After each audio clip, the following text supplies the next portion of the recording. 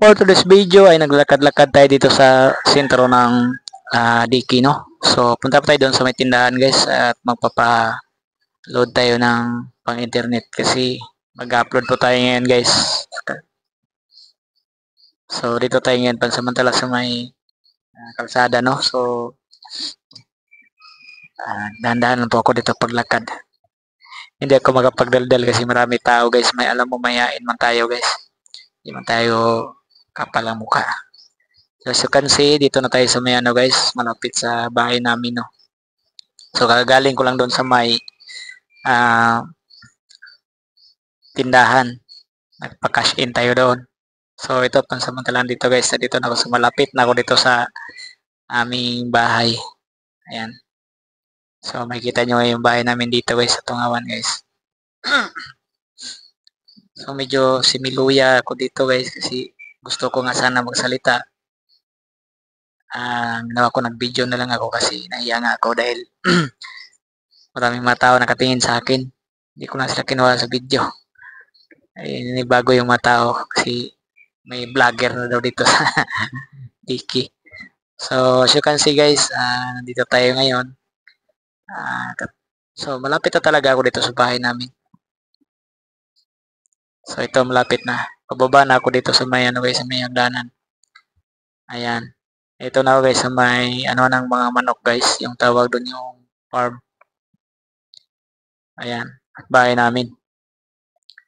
So, napaka-tahimik ng lugar na to dito. At bihira lang yung sasakyan na pumasok dito kasi papasok kasi to, guys. Malapit to sa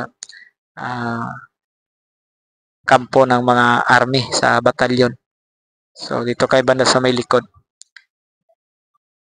Sa mga hindi pala nakakaalam, no? Taga saan tayo, no? Taga ano pala tayo, guys? Taga Sambuanga, Cebu, guys.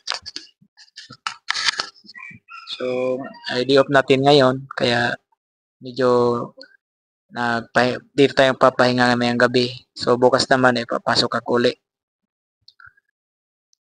As you can see, guys, andito na tayo, guys. Pababa na tayo sa bahay. Ayan na. Ayun. Ito, guys, yung ginawa namin na tulay, guys. Oh. Kasi yung hagdanan dati, medyo tarik masyado. Kaya nagpagawa ko ng hagdanan dito. Ay, nakita yung sa likod na yun. Yun yung hagdanan namin dito. Pagpababa kami dito sa bahay. So, dito na ako, guys, sa area na. Ito yung bahay ng biyanan ko, guys. Ayan. Ayan. Yung sa akin naman, papakita ko sa inyo. Ayun. Yes. Ito. Yan. Yung tambayan namin. Ito talaga yung bahay namin dito, guys. Yan. Hindi pa tapos yan. Simpleng bahay lang yan. Hindi po yan masyadong magandang bahay na yan dahil ayan, katas nung trabaho natin sa Cebu yan. Ayan, guys. Kita nyo. So, hanggang dito lang yung video natin, guys. Maraming salamat sa panonood. So, abangan yung next video natin ngayong hapon.